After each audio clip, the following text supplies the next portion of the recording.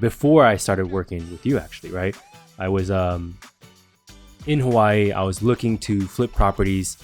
I remember I felt like I needed to go to every single property that I wanted to offer on, right?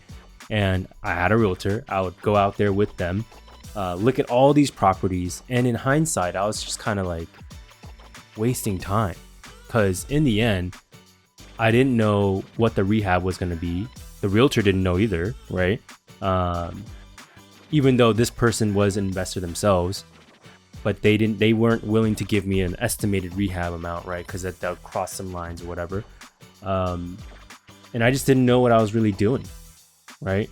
And then one day, that same realtor was meeting another investor at a property that I was going to look at as well. But this guy had his general contractor come by, right? And I remember we got there at the same time. We were walking this property, and this general contractor is just walking around with a little clipboard, just checking stuff off, right? And at the end of the day, he makes a phone call and says, hey, it's going to cost this much to renovate the property. And then he's like, whoever's on the other side of the phone is the investor. He's just like, okay, let me talk to the realtor. Hands the phone to the realtor. They talk, and then they're like, okay, here's the offer, right? Because they had all the information they needed, the investor didn't have to even be there. Why would they?